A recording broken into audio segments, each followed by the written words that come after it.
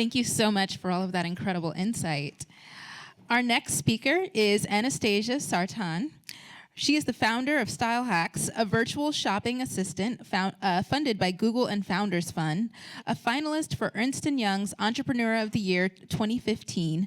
Anastasia is a seasoned retail innovator, having previously built and sold the leading Russian fashion retailer.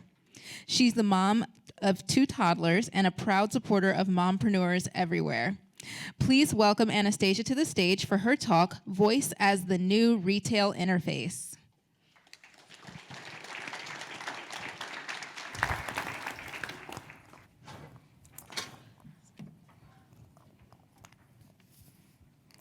Thank you so much for this tremendous introduction.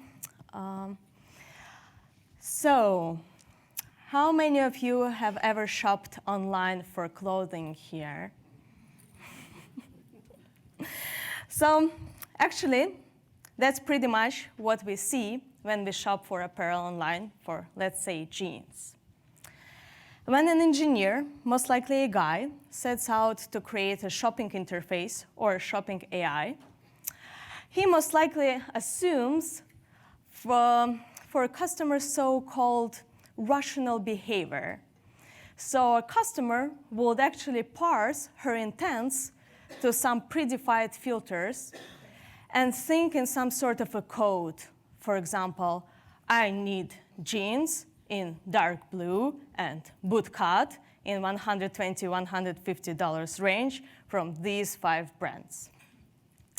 I mean, I literally saw thousands of customers in person. So I saw it all, and that's not how it works. Fyodor Dostoevsky famously wrote, should you give the latest star map to a Russian teenager, the next day he will give it back to you revised and corrected. That's all you need to know about my Russian entrepreneurial experience. 15 years ago, when I started my first fashion company back in Moscow, we didn't have anything, like 0 best practices, 0 experience, 0 use cases. So we had to draw it all from scratch. And we would never do that if we actually knew how to do things. And at that time, it might look like a complete disrespect for some other people's achievements, like where the actual e-commerce was at that stage in the US, or like glorified ignorance. But fortunately, Silicon Valley created a great buzzword for that, disruption. So I was raised in the outskirts of Moscow, Russia, by a very traditional family. They figured out my obsession with fashion before I actually did. And to say that we had a very limited budget would be an understatement, but I craved for fashion. That's why at some point, I found a secret Chinese website with some very acceptable, very affordable clothing, apparel. Some of them were knockoffs, like Abibas or Versace. So these Chinese sellers, they were hiding their stock on Picasso Web. Like you remember, we all used to have the Picasso Web. And they were accepting payments through Western Union. So at that time, I was studying journalism in the Moscow State University and working at the Youth magazine. And I was constantly bombarded by my colleagues and other students with questions like, where did you get this fabulous dress? So that's when I noticed that all of them were seeking for this type of clothing. And what for do young people need clothes? They needed to go to parties. So that's how I created the stores that were selling party clothing. But it wasn't like some shiny and extravagant things. There were actually unique pieces for everyone. Our task was to provide something unique that actually will cater to a unique person's needs. In order to achieve that, we were rotating our stock on a weekly basis. This is pretty much how I came up with fast fashion. We didn't want to sell clothing in a boring shopping way, so we created a pre-party destination before experiential shopping was even a thing. There was music, there were cocktails, there was your tribe. I also need to mention that this store were located in a first floor apartment building, like exactly in the building that I'm showing on the screen. So to get in, you need to buzz first. Then you could find our inventory in a bedroom, our office in the kitchen. And in 3 months, things went so successful that I looked out of a window and I saw a line like waiting to get into our apartment. And unfortunately, it wasn't just me who saw that. There was our landlord as well. So he pretty much kicked us out. Yeah, but at that time, everything we did were based on our intuition. We didn't even know our audience. We were our audience. At some point, I remember a customer came to me saying, like, clothing hangers, they actually have a front side and a back side. And in order for clothing rails to look neat, they all should face one direction. And I was like, wow. So that's when I started to learn merchandising and became a pro, like giving lectures on merchandising at some point. So we realized that the major part of our success were related to creating an experience for our customers. So to move to the mall wasn't a thing for us.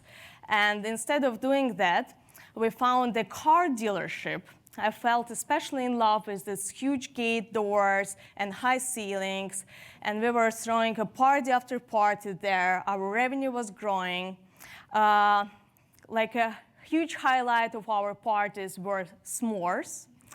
Russian people back then, they have never tried it. They only saw it in some American movies. So actually sticking a marshmallow in the fire made them feel like they're living an American dream.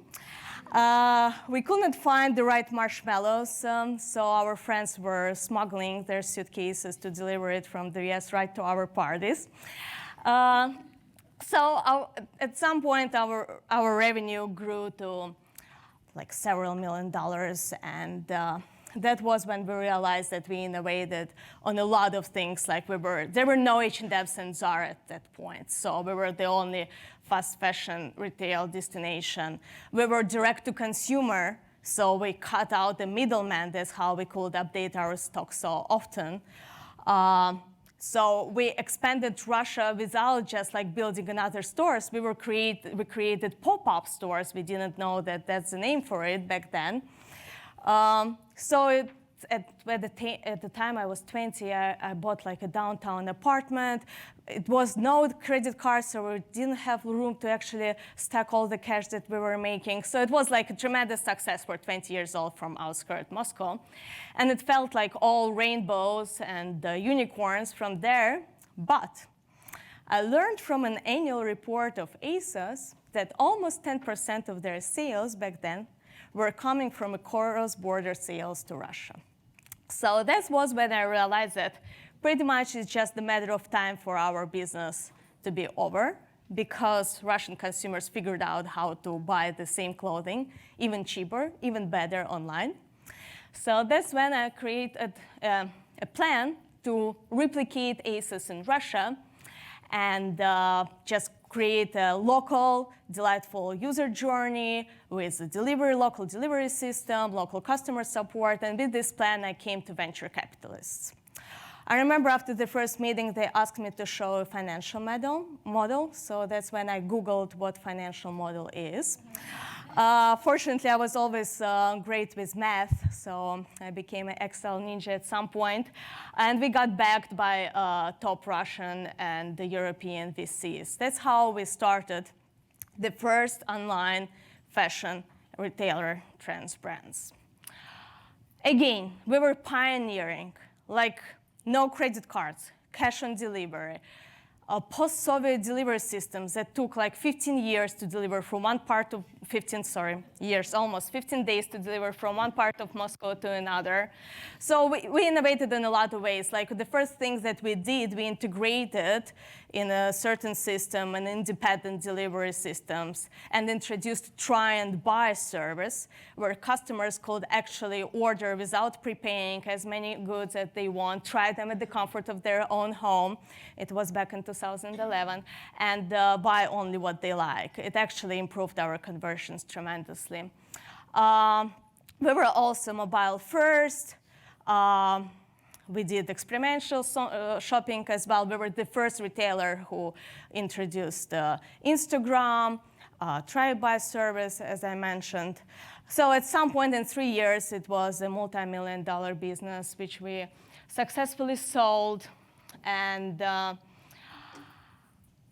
the time when business was growing like a tenfold from month to month, I was thinking back like to all this personalization that I had back in my underground apartment shop when I was actually a shopping associate myself. And I saw how like customers now are struggling when they left on their own to pick from all these thousands of jeans that we have on our website with these filters that were just only accessible, nothing else. So I started to think of how we can actually build a personalization online. So that was when I moved to Silicon Valley. I met a tremendous AI CTO, and we established StyleHacks, a virtual assistant that replicates real-life shopping experience online. In order to achieve that, we kind of like remodeled our mentality without like all these drop-down lists and filters. How do actually people shop? How do they think? They don't think in functions. They act the best in a dialogue. Like, for example, I'm Sarah. I need bootcut jeans in an average price from this brand and I don't know, like a dark blue. No, most likely it's going to be, I'm Sarah, I need a new pair of jeans just to feel fabulous. So, and how do you actually work with this type of query? What you do, you ask questions. Let me show how we solve it for the retailers with whom we work right now. Hey Google, ask StyleHacks to get me a new pair of jeans. I'd love to help you find a perfect pair of jeans. Let's start with a few questions to refine the suggestions. Where would you wear these jeans? I'll wear them to work and to go out with friends. All right. Are there any lower body areas you'd like to conceal? Well, I think my hips are too large. We can do that. And what would you like to flaunt? I'm tall. I love to show off my long legs. Your legs, got it. What type of jeans would you never wear? I will avoid them in my search. I never wear torn or super faded jeans. Since I work in the office, I have to look nice. All right, just 2 more questions until I show you the jeans I found for you. What is your jean size? The jeans I wear right now are size 30. And what brand is that in? Just so I know the fit. J.Crew. All right, I think you're gonna like this pair. The dark solid color will slim up your curves. The flared hem will play up your height. Do you like these? Yeah, I actually just bought a pair of flared jeans. Do you have something more skinny? All right, how about these? Love the color and the shape. I just like them to be a bit less tight and a bit more professional. Maybe this is closer to what you are looking for. These are straight with the trouser style belt. Oh wow, these are cool. That's exactly what I need. Happy to hear it. The link to shop these is in your email. Would you like to shop some more or see new outfits now? Thank you. Talk to you later. Stay chic.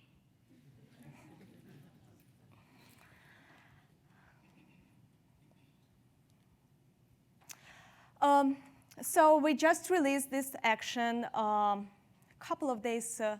week ago on the Google Assistant, and we rose to the top of their Explore page within just 30 hours, within just the first 3 hours. Customers love it. What we do for our customers, we are doing a platform agnostic solutions because, as were mentioned earlier, already on this stage, the voice adoption is having like their slower pace.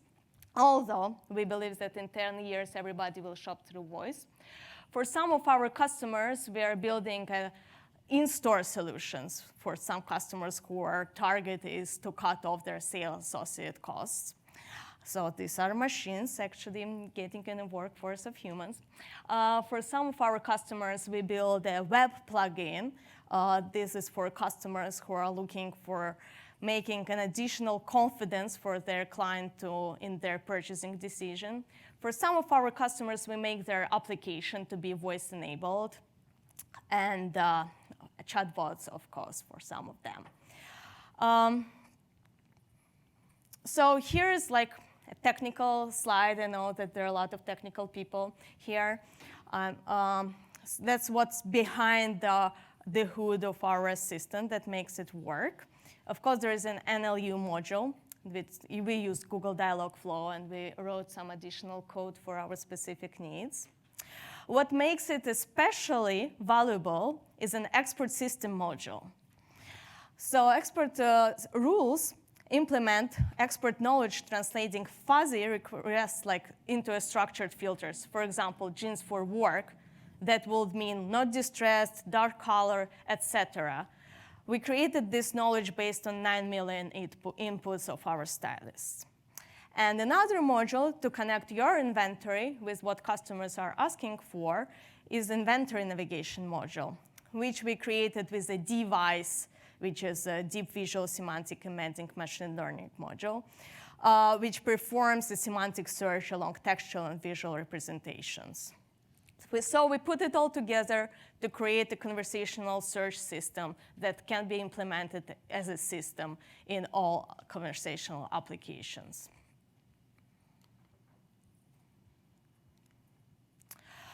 So today we're observing the rise of voice-assisted devices. There are almost 30% of us in the US who have an access to them, who have smart speakers or smart screens at their home. Yeah, approximately 30%. And actually, the penetration of it is so fast. I mean, we achieved this number of 30% just within the last 2 years. What else is interesting, that last year, Google reported a 120% increase in ultra-personalized searches. So people don't search for just like shoes. They search now like blank, shoes for blank, for example, like comfortable shoes for traveling. Or sometimes they even search just find the sneakers for me. Can you imagine, like they put it in their search bar on Google, sneakers for me. Which is actually great, because what it shows to us that they're behaving normally online now. Not like how we tried to make them do, not how they're supposed to. Online shopping is not some obscure life hack anymore. It's their natural environment. And us being vendors, we should adapt and actually learn more and more from our customers. So this is why we got trusted by industry leaders like Founders Fund and Google. We did 10 user testing before achieving great results of 78% of surveyed users who found our solution to be more convenient than traditional online shopping, because of the two main reasons: being able to find what they're looking for fast and having fun and enjoy the process of shopping. And we've been dealing with our tech stack to achieve these numbers that my personal experience and our CTO and AI knowledge really contributed. We proved almost 1.5 increase of a conversion to purchase to our customers. We have now 1.5 million users in our community. As I mentioned, we trained our data on almost 10 million of proprietary data points. We proved 88% accuracy of relevancy of our results and 75% of second month retention. So that's my story of building a contextual fashion shopping to increase fashion retailers' conversion to purchase.